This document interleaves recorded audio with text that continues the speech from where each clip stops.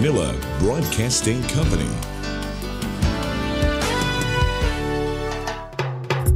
Narito na ang programang One Nutrition, One Nation. Talakayan at balitaang pangnutrisyon at pangkalusugan ng bayan. Napapakinggan tuwing Miyerkules, alas 3 hanggang alas 4 ng hapon sa impilang ito. One Nutrition, One Nation. Isang masustansyang hapon mga kanutrisyon mula Batanes hanggang Tawi-Tawi. At narito na naman ang inyong paborito at pinaka-aabangang programa tuwing Miyerkules ng hapon, ang One Nutrition, One Nation. Isang masaya at exciting na episode ang aming hinahanda para sa inyong ngayong araw na ito sa loob po ng isang oras na talaga naman kung alam po kung laging siksik sa kaalaman tungkol sa wastong nutrisyon. Ako po si Jomay Tonggo ng National Nutrition Council, ang inyong host para sa hapong ito. Alam niyo po ba at alam po na mag-a-agree kayo sa akin na ang mga Pilipino po ay kilala sa buong mundo bilang happy people o yung mga taong mga masayahin. Kahit po tayo ay nakakaranas ng mga sakuna o iba pang matinding pagsubok sa buhay, ay nakukuha pa rin natin ang ngumiti at tumawa. Kaya nga tayo binasagan na second happiest country sa Southeast Asia. Pero alam niyo ba na mga kanutrisyon, napag-alaman din sa isang pag-aaral na ang mga Filipino workers naman ang most stressed workers sa Southeast Asia. Maraming masamang epekto ang labis stress sa ating katawan at madalas ay hindi natin ito napapansin o yung iba naman po ay binabaliwala lang. Kung hindi maaagapan ay maaari itong magdulot ng mas malubhang mga sakit. Hindi man may iwasan ng stress dahil parte na po talaga yan ang ating ang araw-araw na pamumuhay, maaari naman tayong matuto pangasiwaan nito o i-manage upang mabawasan po ang pagkakasakit sa katawan o sa ating kaisipan. Ano nga ba ang mga healthy ways upang i-manage po ang ating stress? At ano naman po ang role ng nutrisyon? Meron nga ba sa stress management? At dahil ayaw namin madagdagan pa ang stress ninyo, inibitahan namin ang ating isang expert resource person na si Dr. Rodney Boncajes, na po ay isang medical specialist and OIC of Special Concerns Office ng National Center for Mental Health upang bigyan linaw ang ating mga katanungan at bigyan tayo ng tips kung paano ba mapapangasiwaan o i-manage po ang stress. At kung meron po bang pagkain o may mga sustansya po ba or nutrients na kailangan para dito. Mamaya po yan, abangan po ninyo ang ating talakayan na yan sa ating technical segment. At syempre, hindi magpapahuli si One Nutrition Reporter at Recipe Princess Chi Aguinaldo para sa kanyang hatid na mainit na balita at isang katakam-takam na naman po na Recipe of the Week.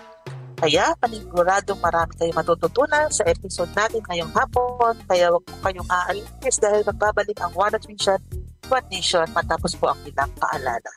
Walang mintis ang pagpapabreastfeed sa akin ni nanay. Kahit nasa trabaho siya, pinag-iipon niya pa rin ako ng breast milk niya. Ibang klase talaga siyang magmahal. Upang makuha ang 100% na nutrisyon ng breast milk ni nanay, kailangan ng 100% na dedikasyon ni nanay. Sa unang 6 months ni baby, breastfeeding lamang, wala nang iba. Mula 6 months pataas, bigyan din siya ng ibang angkop na pagkain kasama ang breast milk. Nay, salamat po sa tiyaga. Suportahan ang first 1,000 days. Isang paalala mula sa National Nutrition Council, DOH. One Nutrition, One Nation.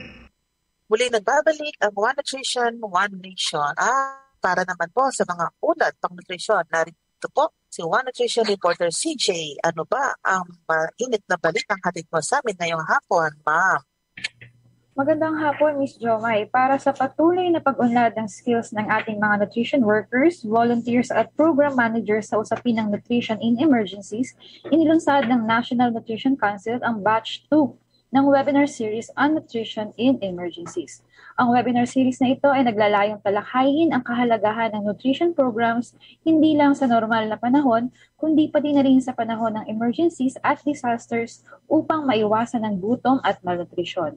Ang Nutrition in Emergencies ay isa sa nutrition-specific programs ng Philippine Plan of Action for Nutrition. Ayon kay NNC Assistant Secretary at Executive Director, Dr. Azucena Dayang Hirang, ang disaster preparedness ay nagbabago habang tayo ay patuloy na nakakaranas ng mga disasters at emergencies, kung kaya mahalaga na magkaroon ng updates ukol dito base na rin sa mga natutunan natin sa mga natapos na sakuna. Iba't ibang speakers ang magsisilbing resource persons para talakayin ang samut-saring konsepto ng nutrition in emergencies, kabilang na rito ang cluster approach, infant and young child feeding in emergencies, information management, risk communication, at iba pa. Tinatayang nasa mahigit 2,500 ang nag-register sa e-learning session na ito, kabilang na ng mga barangay nutrition scholars, nutritionist dietitians, at iba pang local nutrition workers mula sa iba't ibang panig ng bansa. Ang webinar series na ito ay gaganapin mula September 7 hanggang October 5, tuwing Miyerkules ng umaga mula alas 9 hanggang alas 11:30 ng umaga.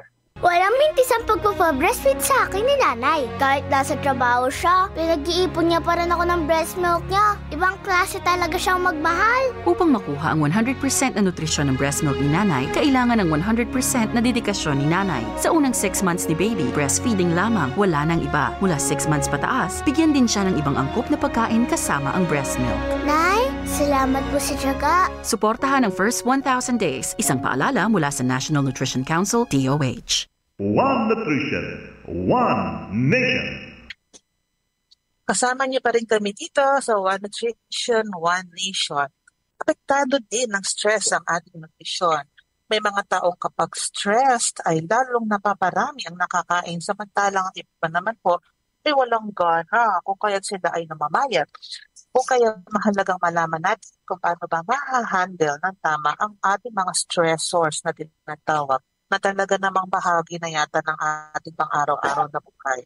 At para maiwasan na rin ang tinatawag na poor nutrition. At paano din ba makakatulong ang tamang nutrisyon para iwas stress? Upang bigyan tayo ng karagdagang impormasyon tungkol dito mga kanutrisyon, nasa kabilang linya po si Dr. Rodney Boncajes. Isa po siyang medical specialist 4 at OIC po ng Office of Special Concerns ng National Center for Mental Health. Magandang hapon, Dr. Boncajes, at welcome po sa One Nutrition, One Nation. Magandang hapon at malusog na hapon po sa ating lahat at sa ating mga tagapakinig. Yan, isang karangalan po ang maging bahagi ng inyong programa sa hapon na ito. And karangalan din po namin, Doc, na kami ay napaunlakan ninyo na inyong oras at panahon para makapagkwentuhan po sa ating magandang topic, interesting na topic at very relatable topic para sa ating mga kanutrisyon. Kaya umpisahan na natin, Doc, ang ating diskusyon o talakayan, kwentuhan, no? Unang, Doc, ang tanong namin, ano ba ang stress at ano ang mga kadalasang sanhi nito? Yes, so yung stress pag sinabi natin o yung naisip natin, no, katulad siya ng tensyon na nararamdaman natin o yung pakiramdam na experience natin every time na nagkakaroon tayo ng mga bago, hindi ka nais-nais o kaya pag minsan ay threatening na situation. So yung stress ay yung individual na reaksyon ng isang tao, nararamdaman natin to dulot ng pressure or demand na meron sa kapaligiran natin. Pwede din siyang estado ng kalusugan or ng kaisipan or ng katawan, physical, na response o tugon doon sa kahit anong pagbabago or demand na nararamdaman natin. So, ang mga kadalasang pinanggagalingan ng stress ay marami, no? Meron tayong tinatawag na personal na stressor. Ito yung, halimbawa, meron kang pansariling problemang pinagdaraanan, pwedeng may problema sa pamilya, nagkaroon ka ng sakit, problema sa school or sa mga kaibigan or sa personal na relasyon sa someone na significant or mahalaga sa'yo. Pwede din naman na stress na galing sa workplace, no? So, yung kawalan ng trabaho or sobrang dami ng trabaho, yung pagsasamahan o yung dynamic ng mga tao doon sa loob ng opisina at saka yung working environment. Pati na rin siguro yung source of income related doon sa trabaho. Pwede din na ang stress ay manggaling from the community, lalo na kung ikaw ay na isang lugar na kung saan may banta palagi ng panganib because of the natural or man-made na mga threats katulad ng halimbawa ay bagyo, pagbaha, lindol, pagguho ng lupa. Pwede din naman na human-made, like for example, palaging magulo kasi palaging may nag-aaway, palaging maraming mga exposure to karahasan like koldapan o kung ano man. And then, syempre, yung pinakapangkaraniwan nating nararamdaman ngayon, yung stress brought about by the finances o yung pera at saka yung uncertainty or hindi kasiguraduhan na may kinalaman sa kinabukasan or future because of still, syempre, may COVID-19 pandemic pa rin tayo. Ang dami nating kinakaharap na problema ngayon sa bansa. So, these are the common na pinanggagalingan or kadalasang sanhi ng stress.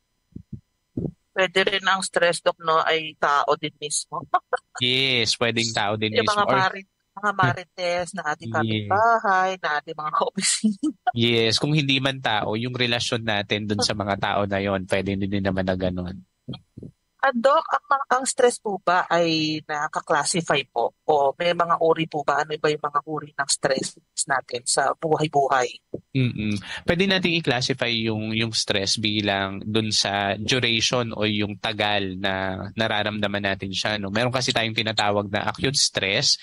Ito yung nangyayari sa loob ng mga ilang minuto o ilang oras dahil sa isang pangyayari or event na nagdudulot or ng ang paninibago or parang yun nga pakiramdam natin is kailangan nating may gawin tayo dahil threatening siya or unpleasant siya or nagki-create siya ng demand or pressure sa atin para umaksyon. So, pwede siyang tumagal ng short period of time, maiksi lang. And usually, less than a week or few weeks. Tapos, kalimitan napaka-intense. And then, after nung event, humuhupa o kumakalma yung pakiramdam natin, bumabalik tayo dun sa pangkaraniwan nating emotion o yung takbo ng isip after nun. Ayan. Usually itong mga acute stress na to, nararamdaman natin to halimbawa yun nga, no, nagkaroon ka ng personal na problema, namatayan ka ng kamag-anak o na mahal sa buhay, naka-experience ka ng medyo hindi magandang pangyayari like mga threats or natural disaster. Yung isa naman, yung chronic stress, ito yung mas matagal na nararamdaman ng mga individual. Or kalimitan, pabalik-balik siya or hindi na siya nawawala. So, pwedeng ang nararamdaman natin most of the time ay talagang tensionado or paraging napipressure. Nakikita din natin na dahil sa tagal na nating nararamdaman yung stress na yun or chronic na nga siya, pang matagalan na siya, nakaka-apekto na siya ng malaki doon sa ating pang-araw-araw na ginagawa, nahihirapan na tayong matulog, nawawalan na tayong gumana ng ganang kumain, nahirapan na tayong mag-isip o kaya na naninibago o nagbabago yung ating pakikisama sa mga tao, naapektuhan din yung ating performance sa trabaho o kaya ay doon sa ating eskwelahan kung tayo ay mga estudyante pa. So pwede natin i-classify yung stress according doon sa duration or tagal. So acute stress or chronic stress. Alright, thank you, Doc. Siguradong nakikinig ng mabuti, taimtim ang ating mga tagapakinig, ating mga kanutrisyon. Dito pa lang sa dalawang tanong natin kanina kay Doc ay talagang marami na tayong natutunan about stress. Ngayon, Doc, ano naman yung kung may sinasabi na tayong acute stress or chronic stress, ano po ba yung mga physical symptoms ng mga ito? Madali po ba siyang makita kung ikaw yung kamag-anak or yung kaibigan? Yes, so actually maraming epekto or manifestation yung stress. Hindi lang siya physical, pwede din siya mag-manifest as behavioral or pag-uugali. Pwede din siya mag-manifest as cognitive o yung kakayahang mag-isip o kaya mag-manifest as emotional o yung pakiramdam. So sige, unahin natin yung physical, no? Ang physical na manifestation ng stress, kalimitan mapapansin ng isang individual o ng mga kasama niya, bigla na lang siyang sumasakit ang tiyan or nagtatae or nagkakaroon ng diarrhea na wala namang dahilan, di ba? O kaya yung nag-hyperacidity, yun yung sinasabi nila, di ba? Nangangasimang sikmura. May mga individual na sumasakit ang ulo ng walang reason o kaya ay nananakit yung leeg o yung batok o yung balikat. May mga individual din naman na nawawala ng ganang kumain or kabaligtaran nito, no, yung kain naman ng kain, hindi nila mapigilan yung pagkain. Yung iba, bigla na lang silang pinagpapawisan o kaya nanlalamig kahit yung temperatura naman sa environment nila ay hindi naman posible na magdulot ng ganong klaseng reaksyon. Meron din na mga nanginginig, yung mga kalamnan or nangangatal, yung kamay at paa, o kaya yung biglang nagugulat or nagiging magugulatin. So, yun yung physical signs of stress. So, ituloy ko na lang din dun sa iba. No? Yung behavioral signs of stress naman, halimbawa, yung nakikita nating pagbabago doon sa kilos or pag-uugali. So, ang kalimitang manifestation nito, nagbabago yung energy level. At syempre, pag nagbabago yung energy level, it's either nawawalan ng gana or mabilis mapagod. So, ang nangyayari, mas konti yung natatrabaho niya. So, yung iba, ang nagiging reaction nila sa stress bilang behavior or pag-uugali, mas umiinom ng alak, mas nagyoyosi o gumagamit ng bawal na gamot. Yung iba naman, nagiging masyadong irritable, parang mabilis magalit at kalimitang na-i-involve sa pakikipagtalo. May individuals din na hindi sila makatulog, nahirapan silang mag-relax, iyak sila ng iyak, palagi silang nagwo-worry or nag-aalala, mas gusto nila yung mag-isa, sinisisi nila yung sarili nila o yung ibang tao about sa nangyayari sa kanila, nahirapan sila makipag-usap or makinig, nahihirapan din silang tumanggap o humingi ng tulong at hindi na sila nakakaramdam ng kasiyahan or ng pleasure. So, yun yung behavioral signs naman ng stress. Cognitive-wise o yung sa paraan ng pag-iisip, ang palatandaan natin dito, yun nga, nagiging makakalimutin yung isang taong na stress, mabilis siyang malito, nahihirapan siyang mag-concentrate, nahihirapan siyang gumawa ng mga desisyon, yung mga dating bagay na ginagawa niyang pangkaraniwan na nagiging mahirap para sa kanya. And then the emotional sign of stress naman, yun yung nagiging anxious or aligaga or hindi mapakali or natatakot yung isang individual, nalulungkot ng sobra-sobra or nadidepress, nagkakaroon ng guilty feelings, nagiging magagalitin. Yung iba naman, nawawala ng pakialam sa nangyayari sa paligid. Meron namang kabaligtaran na parang mas feeling nila invulnerable sila or kaya nilang gawin ng lahat or napakataas ng self-esteem nila. And meron din naman na halo-halo yung nararamdaman kasi na-overwhelm or iba't ibang emotion yung nararamdaman at the same time. So yun po yung mga manifestation ng stress. Okay, ang daming na-mention ni Doc at parang ang dami ko din na-check. Nung chine-check ko yun, sabi ko, mukhang may acute stress nga ako. So, pansamantala lang siya. Hindi pa naman siya chronic, no, Doc, sa akin. Anyways, Yes, oo. Doc, ang susunod ko naman, meron po bang kaugnayan or paano po ba nakaka-apekto? Kanina, kasi nabanggit nyo nga mayroong cognitive, behavioral, yung physical, sabi nyo, yung iba, wala kang gana, yung iba naman nag-overeating. So kapag gano'n, may kaugnayan talaga yung stress sa pagtaas o pagbaba ng timbang dahil nga dito sa mga nabanggit yung symptoms, no? And Doc, ito din ba ay karaniwang coping mechanism ng mga Pilipino pag sila ay stress? Yes, sige. Yung tungkol doon sa pagtaas at pagbaba ng timbang, kung may kinalaman ba siya sa stress? Yeah, unang-una sa lahat, meron kasi tayong tinatawag na stress eating or sa iba, ang terminong ginagamit, emotional eating. So, ang nangyayari dahil sa tayo ay nakakaramdam ng biglang pagbabago sa ating emotion or damdamin brought about by the stress, naghahanap tayo ng comfort or ng something na makakapagpasaya sa atin kahit papano.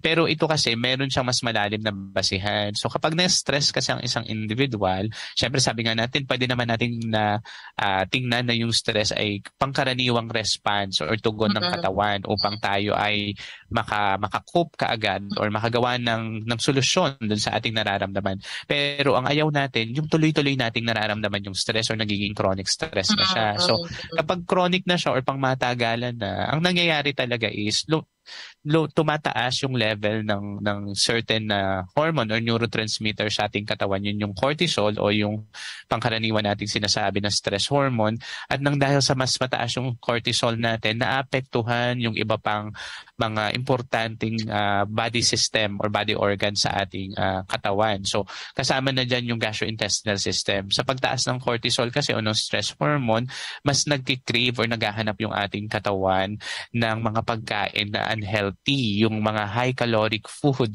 yung mga mas mataas ang asukal or mas matamis, mas maalat. So yun ang nangyayari sa atin. So maliban doon, nasisira din niya yung normal natin natin na pattern ng pagkain. Oo, kasi it's either, di ba, sabi nga natin, personally, pag na-stress ako, it's either hindi ako nakakakain or hindi ako nakakaramdam ng gutom. Pero may mga pagkakataon naman na automatic, bibili ako ng cake or ice cream kasi yun yung nakakapagpasaya sa akin. So, yun yung epekto ng stress dun sa pagbaba ng timbang or dun sa appetite natin. Ngayon, normal ba siya ng coping mechanism? Yung pagkain naman kasi ay isa sa mga bagay na pwede nating masabi na pangkaraniwang reaksyon natin para maginhawahan yung katawan natin. Yun nga lang, katulad ng ibang mga bagay, lahat kasi naman ng labis ay masama, di ba? So, tamang kumain, okay lang naman kung halimbawa, sabi nga natin, comfort food mo yun, makakapagpasaya sa'yo dahil makakagaan ng damdamin mo. Pero with a certain limit, kasi yung ating katawan, meron din lang siyang certain boundaries kung kailan natin napoproseso ng maayos yung kinakain natin. Pag sobra-sobra na, of course, magkakaroon na to ng long-lasting na effect doon sa ating paraan ng pag-digest or pag-absorb ng nutrients. And yun nga din, kung labis-labis na rin, ibig sabihin nun, meron na tayong iba pang mga bagay or ginagawa na dapat ay makakatulong sa atin na nadi-displace or hindi natin na nagagawa kasi mas nakatuon yung focus natin doon sa pagkain ng sobra or yun nga yung paghahanap ng mga matataas sa asukal or maaalat na pagkain. Yun. So, yun, ang ganda ng paliwanag dito and I hope marami pong naliwanagan, no? At na-relate, no? Yung stress eating or yung emotional eating at ano yung nagiging, effect, no? Sa ating katawan, sa pagbaba or pagtaas ng ating timbang. So, ayan, may mga karaniwang cravings din na binanggit kanina si Doc, no, kapag ang tao po ay isang stress, yun na yung pagkain po ng mga maalat, mga mantika at matatamis, no. Doc, meron pa bang ibang epekto ang stress eating, no, sa ating mga kababayan? Especially, ito ba ay mas malala ba yung ang epekto nito sa babae or sa lalaki? Kasi di ba pag stress eating, after niya, baka sabihin ako, parang tumabo naman ako, ganyan-ganyan. So, ano po ba masasabi niyo doon, Doc? In general, no, yung epekto na hindi magandang dulot ng stress eating would be, syempre, una, dahil kain tayo ng kain, mas less yung pag-exercise natin or mas hindi tayo kumikilos. Kasi how can we move kung palagi tayo may dalang pagkain or ang preference natin is kumain, di ba? So, ang tendency, nakaupo lang most of the time, di ba? Kasi kalimitan kasabay niyang stress eating na yan, yung paghahanap ka ba ng iba pang paraan na makakapagpasaya sa'yo somehow. So, habang kumakain ka, nanonood ka halimbawa ng mga movies, hindi ka gumagalaw, di ba?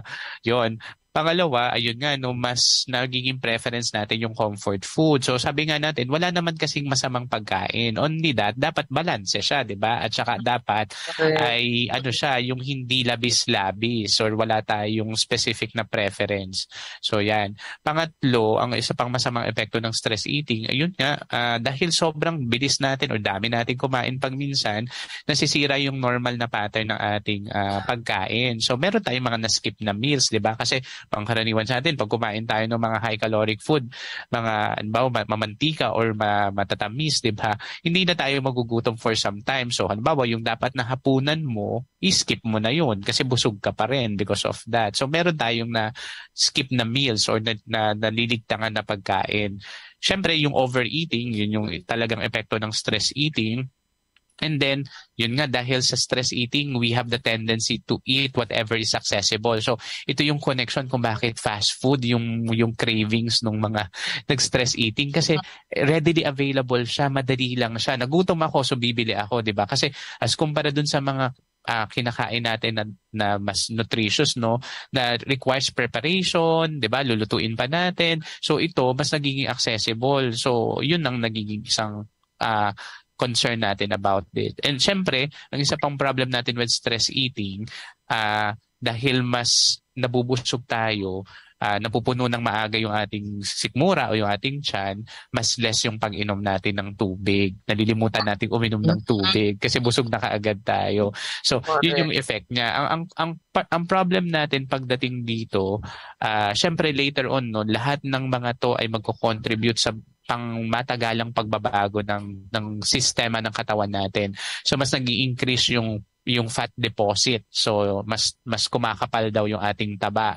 Ang problema natin kapag mas kumakapal yung taba natin, mas nagde-demand uli siya ng mas marami pang pagkain. Kasi may ganung epekto sa utak yung increase na fat content ng katawan natin. So kailangan talaga natin siyang gawan ng paraan na mabalanse, mapigilan, or humanap ng ibang paraan para ma-manage natin yung stress natin.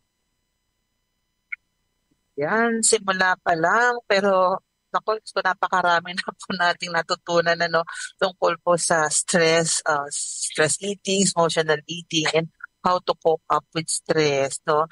Itutuloy po natin ang mahalagang talakayan kasama si Dr. Rodney Boncajes. Siya ay medical specialist sa pagbabalik po ng One Nutrition, One Nation. Mang Moy, kanina pa tumatawag itong si Miss Eloisa. Good morning, Miss Eloisa. Mang Moy, kapag may edad na, kailangan pa ba mag-exercise? Dapat. Commandment number 9, panatilihin ang tamang timbang. Sa pagtanda natin, bumabagal ang metabolismo. Kaya dapat bantayin ang ating timbang. Mag-ehersisyo, maglakad, magsayaw. Talaga? Mang Moy, pwede ka bang maimbitang mag-ballroom dancing? Ha? Sundin ang 10 Commandments para sa sigla at lakas ng buhay. Paalala ng National Nutrition Council ng DOH. Pang-10 commandment, Mang Moy. Maging aktibo, iwasan ang alak, huwag manigarilyo. Wala akong ganyang bisyo. Very good, Elmer. Maraming bagay ang nagdudulot ng stress at ng sakit tulad ng cancer, heart disease, diabetes. Simple ang sekreto. Kumain ng tama, magpalakas ng katawan, maging aktibo. Game ako dyan, Mang Moy. O sige, Elmer, mamaya pagpunta natin sa kantin, maghagdan tayo. Ha? Hanggang 10th floor? Sundin ang 10 Commandments para sa sigla at lakas ng buhay. Paalala ng National Nutrition Council ng DOH. One Nutrition, One Nation.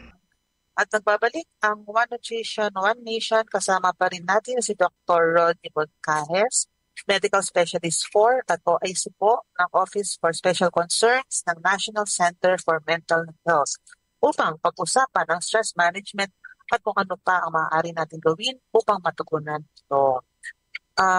Doc, ano po ba yung mga maipapayo ninyo sa mga taong humaharap po sa stress sa ngayon? Yan. So tamang-tama, no?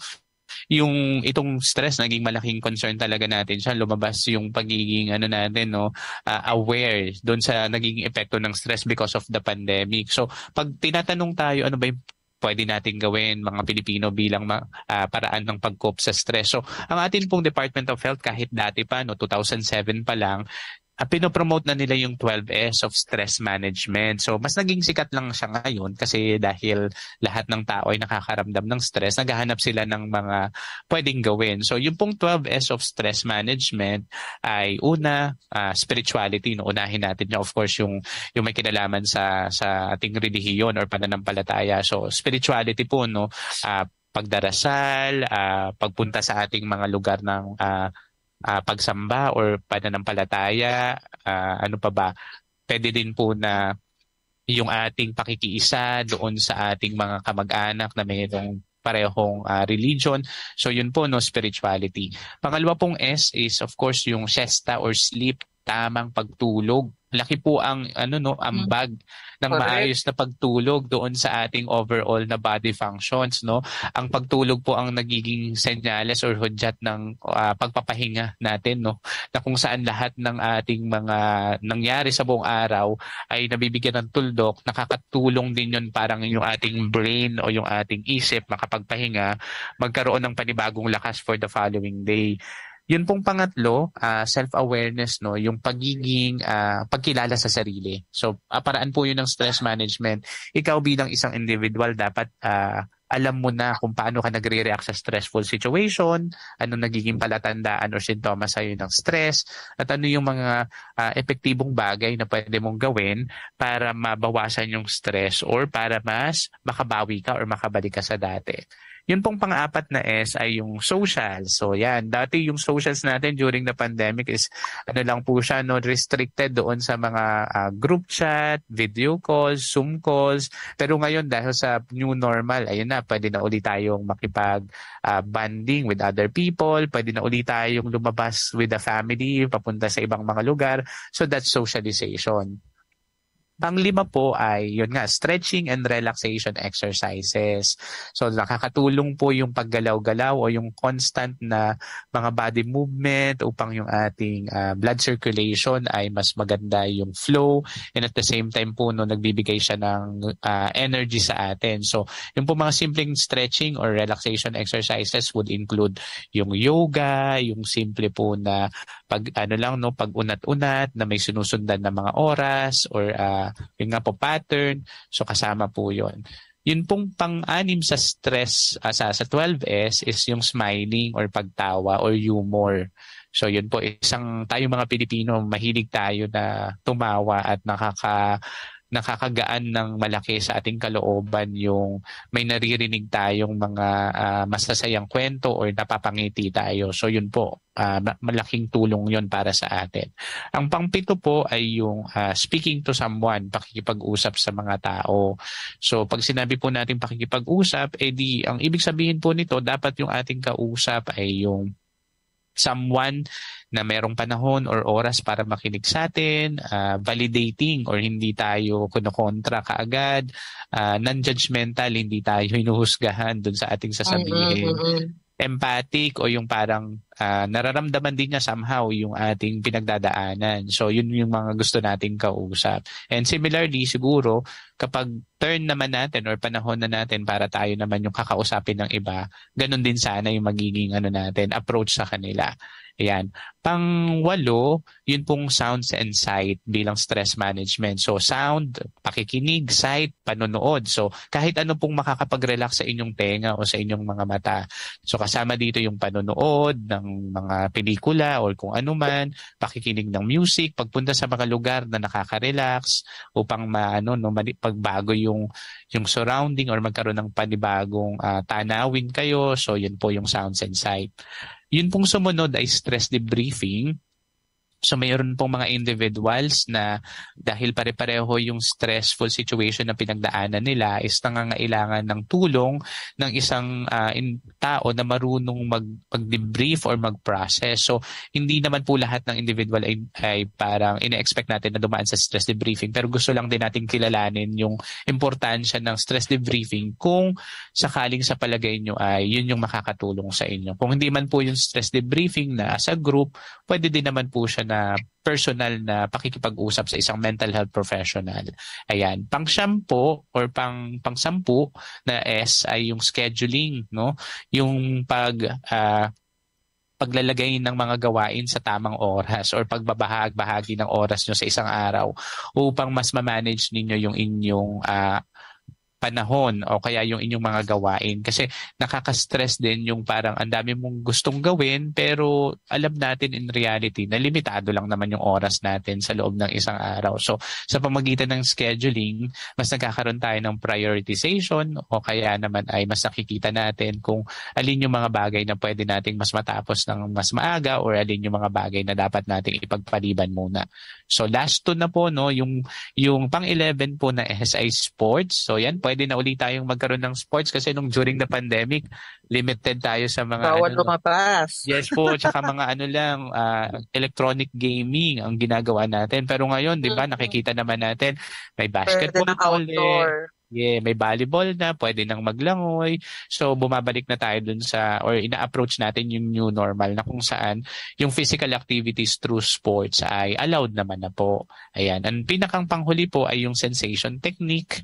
So ito po yung mga techniques na nakakatulong upang maramdaman natin yung kaginawahan using our senses. So dito po papasok yung pagkain kasi yung sense of taste po, of course, ang kailangan natin yung mga pagkain na makakapagpagaan ng loob natin somehow, pero sana nutritious food yung mga iyon.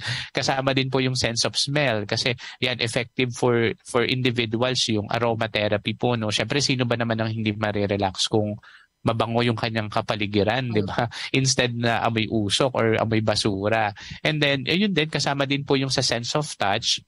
Ito yung mga masahe, yan, yung mga spa, yan. Yan, nakakatulong yan. So yung dalawa kasi doon, yung sounds and sights, nabanggit na natin siya kanina doon sa unahan. So ito po yung ilan lang na, ito po yung pinopromote ng Department of Health na 12S of stress management. So hindi tayo mauubusan ng pwedeng gawin. It's just a matter of preference. Alin sa mga 12 S na to, ang sa palagay mo ay nagiging effective para sa'yo. Ayun po. May dadagdag sana akong S, Doc Ron. Ay, sige po. Ano yan, ma'am? Ano to? Ito makaka-relate ang mga nanay. Shopping po ba yan? Hindi. Kailangan mo ng salapi para sa shopping. Oo. May isa pa rin akong S na ma'am, na naisip, kaso rated adult. Pero kasama siya sa sensation technique. Oo. Alam natin. Ayun po. Ano to? Oo.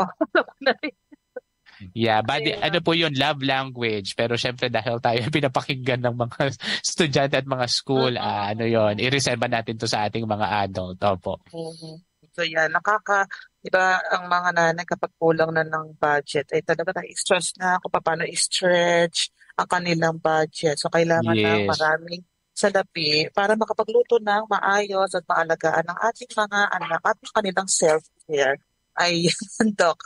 Susunod ko ng Doc, may mga pagkain ba o may mga nutrients, specific nutrients o vitamins po ba ito or minerals na makakatulong po sa pagbawas ng stress o maibsan yung epekto ng stress sa katawan ba? Yes, oo. Yun uli, gusto kong bigyan ng emphasis na yung konsepto ng stress. Of course, nararamdaman natin siya physically and psychologically, pero ang laki nung parte na kung saan these are all related to our brains, di ba?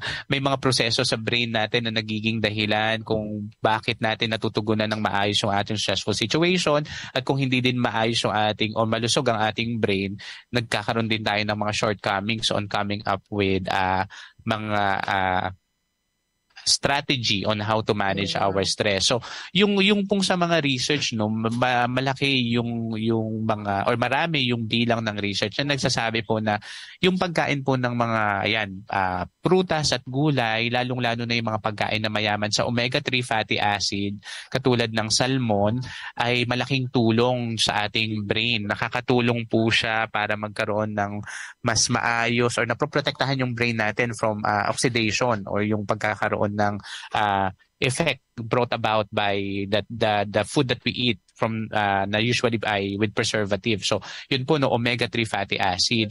Yun pong omega-3 fatty acid na to, of course sa salmon o sa mga isda natin nakikita, pero may mga dahong gulay din po na mayaman din or nakakatulong din para maprotektahan yung ating utak.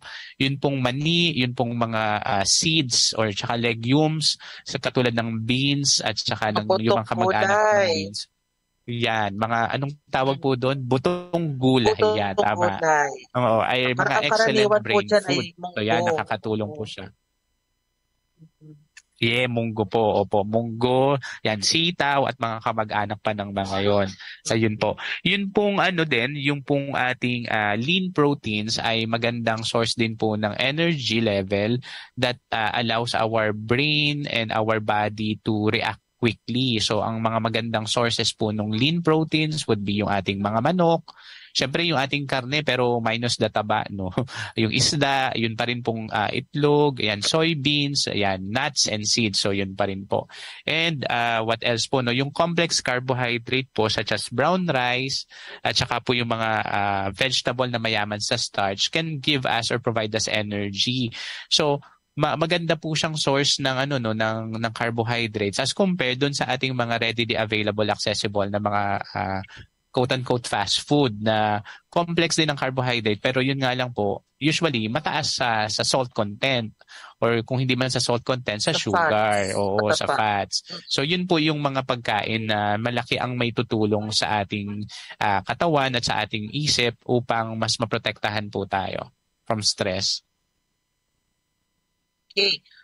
Ito naman, Doc. Narinig po kami about mindful eating o yun pong ninanamnam o yung talagang pag-focus sa kinakain daw po ay nakakatulong makontrol yung mga poor eating behaviors. Dok, may medical basis po ba itong sinasabi natin mind over food? Yan, sige. Itong mindful eating ay isa lang sa mga sa mga strategy or gawain na may kinalaman sa mindfulness. Yun po kasing mindfulness ay isa talaga siyang paraan po upang makombat yung stress. At ito po ay back up with science or ng evidence. So hindi lang po sa pagkain nakakatulong ang mindfulness-based intervention kasi kahit po dun sa mga individual na may mga physical na kondisyon, nakakatulong po yung mindfulness-based intervention. So halimbawa po yung mga may sakit sa puso, kapag po sila ay mas nagiging mindful doon sa or nagpa-practice sila ng mindfulness, in the long run po mas bumababa yung blood sugar nila, mas hindi tumataas yung blood pressure nila, mas naiiwasan yung obesity. So, ganun din po dun sa mga individuals with diabetes, individuals na merong musculoskeletal conditions or chronic pain. Kapag nagpa-practice po sila ng mindfulness, mas nababawasan yung kirot, mas nakakagalaw sila ng mas maayos. So, meron pong malalim na mga medical basis or support supported by research yung mga mindfulness technique na to. So, ang isa pong activity na kung saan pwede tayong maging mindful is yung pagkain. Kasi katulad po yung pagnamnam ng pagkain or pag-focus sa kinakain natin ay nakakatulong upang makarelax din tayo. Kasi syempre po ang ating attention or focus ay naandun lang sa kinakain natin. So, naiiwasan natin na mag-isip ng mga bagay na may kinalaman sa nakaraan na pwedeng makagulo sa isip natin, or naiiwasan din na mag-isip tayo fast forward sa mga bagay na pwede makapagpa-anxious sa atin. So yung mindfulness eating po ay nakafocus doon sa konsepto na here and now. Anong ginagawa mo ngayon at nasan ka? So ang ginagawa mo ngayon ay kumakain ka at ninanamnam mo yung pagkain mo. So sa halip na mag-isip ka ng kung ano-ano, nakafocus tayo doon sa proseso ng pagkain. Ano ba ang lasa ng nasa bibig mo? Ano ba ang nararamdaman mo kapag kumakain ka nito? So nakakatulong po siya upang mas makontrol natin yung stress at saka yung inappropriate na pag-iisip. Yes, that's very good to very nice to hear talaga, and sana ang gusto natin ay ma-practice din, hindi lang alam natin ngayon ng mindful eating na ay nakaka-lessen ng stress. So we encourage our mga kanutrisyon na i-practice natin yung namnamin, yung mabagal na pagmuya. Huwag lang minamadali ang pagmuya na parang may humahabol sa atin pag tayo ay kumakain. Doc, bago namin kayo pakawalan, ito na po ang aming last question sa inyo about exercise. Kasi kanina nabanggit nyo, one of the S's is stretching and exercise. Ano ba yung ginagawa nito para makalabanan yung stress? Meron din bang nilalabas na hormone, na happy hormone ang stress? Ang exercise kaya niya na fight back ang stress? Yes, oo. Meron talagang malalim na na scientific basis itong exercise. Kaya talagang bata pa lang tayo, kulit na sa atin yung exercise. Kahit sa ang libro makikita mo na malaki yung tulong niya. Sige, yung exercise kasi of course because of the body movement, mas nagiging maayos yung blood circulation natin, mas nagiging maayos yung pumping ng ating dugo, mas nag-expand ng maayos yung ating lungs, kaya mas nakakasagap tayo ng mas maraming oxygen, and of course syempre mas natutone or mas nagiging maganda yung development ng ating mga muscles. Pero ang mas malalim pa dito na connection is something about our brains. When we exercise, nagkakaroon to ng magandang mental benefits because of the neurochemical basis. So anong nangyayari? Yung exercise, nire-reduce niya or pinapababa niya yung stress hormone sa katawan natin, katulad ng cortisol at adrenaline. And at the same time, pinapataas naman ng exercise yung production ng mga happy hormones katulad ng endorphins na nagiging dahilan upang mag-elevate or gumanda yung mood natin at mabawasan yung kirot na nararamdaman natin. So usually yung endorphins na ito yung nararamdaman natin during the relaxation period after nating tumakbo, yung parang mas nagiging optimistic tayo, parang kaya nating gawin yung mga dapat nating gawin kasi parang ayun nga no, nagkakaroon tayo ng mas magandang disposition. These are all brought about by the endorphin. So yun, meron talagang malalim na dahilan or scientific na basis kung bakit pinopromote talaga natin yung exercise of any form. Yeah, so ayan mga kanutrisyon, I'm sure marami kayo natutunan and baka yung iba sa inyo ay sabihin, ay bitin, more pa, no? So, imbitahan na lang po ulit natin si Dr. Rodney Boncajes. And thank you once again, Dr. Rodney, para po sa inyong oras at sa mga, ang daming mahahalagang informasyon po talaga na naibahagi mo sa amin ngayong hapon. Pero bago po tayo magtapos, meron po pa kayong panghuling mensahe para sa ating mga kanutrisyon na nakikinig mula Batanes hanggang Tawi-Tawi. Opo, yun po no. Sa ating po mga tagapakinig ng mga kanutrisyon mula Batanes hanggang buong Pilipinas po no. Kailangan po nating mas maintindihan na yung stress ay normal na reaction ng ating katawan sa mga pangyayari sa paligid. Pero kailangan din po nating mas matutunan na meron din pong chronic stress na tinatawag na kung saan tuloy-tuloy yung nararamdaman nating reaction sa stress at ito po yung nakakasama sa katawan natin.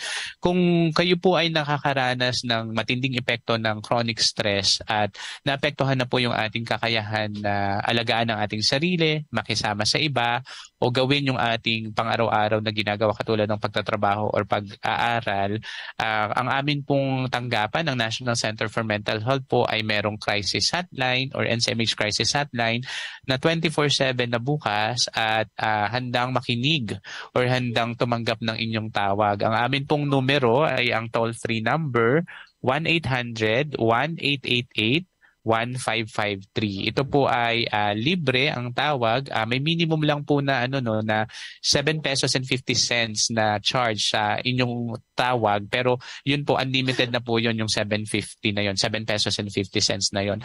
Ang amin pong mga crisis hotline responders ay 24/7 na available.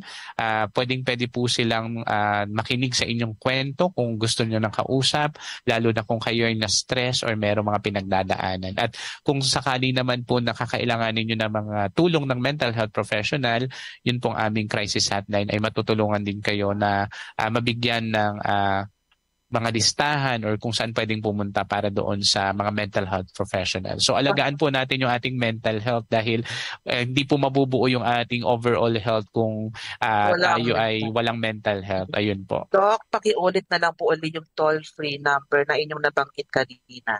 Opo, ang toll-free number po ng National Center for Mental Health Crisis Hotline ay 1-800-1888-1553. Ayun po.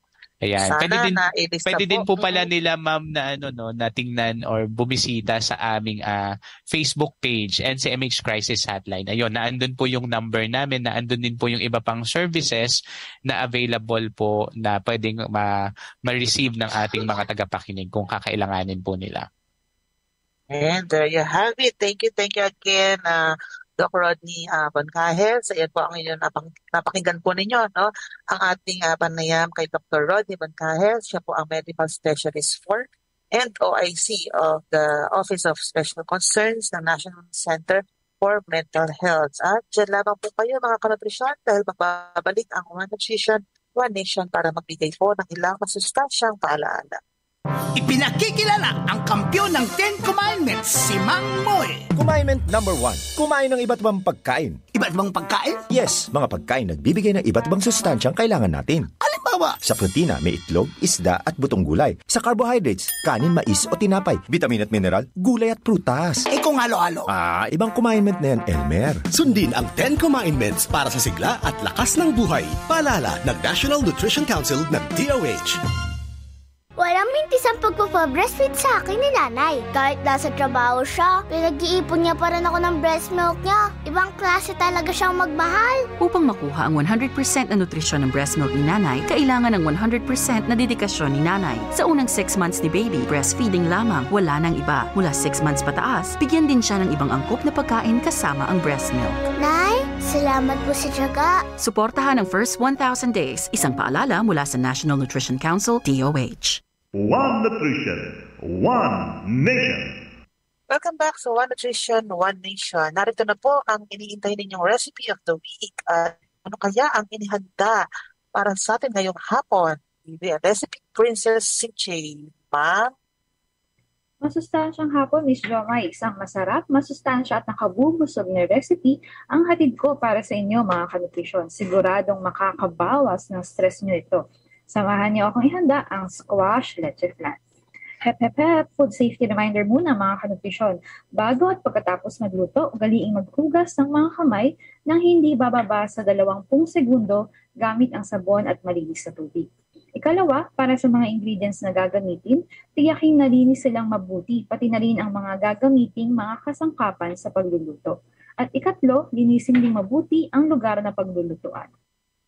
Ngayon ay ready na talaga tayong magluto. Simulan natin sa mga ingredients na kakailanganin natin sa pagluluto ng squash leche flan. Ang mga sangkap ay 1 tasa ng kalabasa, pinalambot, 1 tasa ng kamoteng dilaw, pinalambot at nilibis, 1 tasa ng patatas, pinalambot at nilibis, 1 kalahating tasa ng cornstarch, 1 hanggang 2 tasa ng asukal, puti, 1 lata ng condensed milk, malaki, 4 na piraso ng itlog, binati. At para naman sa paraan ng paggawa, una ay paghaluin mabuti ang lahat ng sangkap. Ikalawa, salain ng pinaghalong mga sangkap ng 2 beses at itabi. Ikatlo, caramelize o lutuin ang asukal sa lianera. Magbuhos ng leche flan mixture sa lianera at huwag gaano itong punuin. At ika-4, isaayos ang mga lianera sa steamer at pasingawan sa loob ng 30 minuto. Hango ito sa mga lutuing gulay, simple, mura at masustansya ng National Nutrition Council. Ang recipe na ito ay makakagawa ng 6 na pirasong lianera. At yan ang aking recipe for the week, Miss Jomay. Thank you, Recipe Princess CJ. At talaga namang kakaibang twist na naman ito sa paborito nating leche flan. Kaya subukan na ninyo mga kanutrisyon sa susunod niyong pagluluto.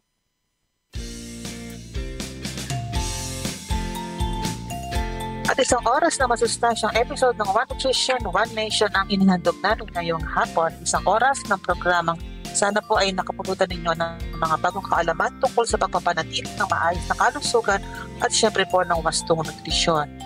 Maraming salamat muli sa ating resource person na si Dr. Rod Boncajes, Medical Specialist 4 and OIC ng Office of Special Concerns ng National Center for Mental Health sa kanyang mga binahaging mahalagang impormasyon tungkol sa stress management at mga healthy behavior. Nais ko din po pasalamatan si One Nutrition Reporter at Recipe Princess CJ Aguinaldo, kasama rin ang production staff na si Rocky Cordero at Genevieve Esguera.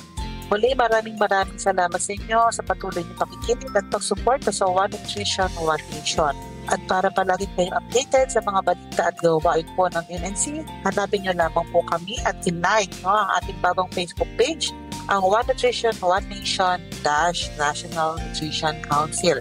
At para din naman po sa iba pa pong announcement sa mga activities ng NNC, sundan niyo lang din po kami at in-like ang ating National Nutrition Council official na Facebook page.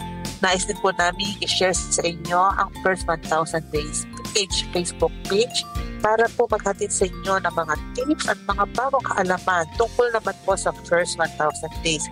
At tutukan niyo po mga kanutrisyon ang Facebook page na yan dahil marami po kaming bagong palabas na ihahandog sa ngayong remaining months of the year. Kaya like na po at follow ang First 1,000 Days page, Facebook page.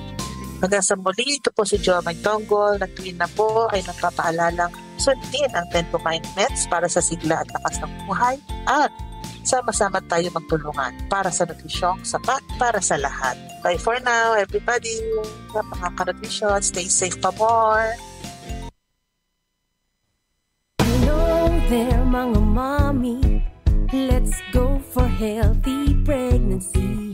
Tamang pagkain ng dapat para malusog kayo ni baby. Remember mga nanay, breastfeeding malaking bagay. Ito'y ipagpatuloy kahit na over 2 years old. Tamang nutrisyon ng pogi, yan ang tamang solusyon. I like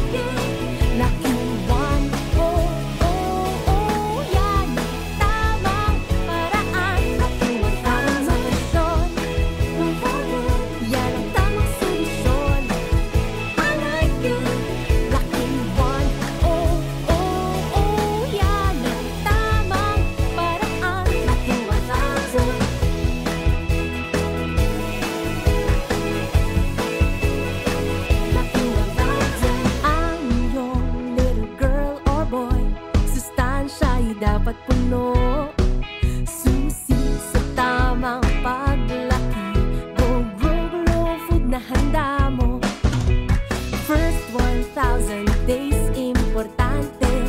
Healthy eating para kampante. Paghandaan nutrition ni baby. Makinig sa sinasabi. Tamang nutrisyon. Yan ang tamang solusyon. I like it. Laking 1, oh, oh, oh. Yan ang tamang paraan. Tamang nutrisyon. Yan ang tamang solusyon. I like it. Laking 1, oh, oh, oh. Yan ang tamang paraan. Laking 1, oh, oh, oh. Yan ang tamang paraan. Your friendly neighborhood station.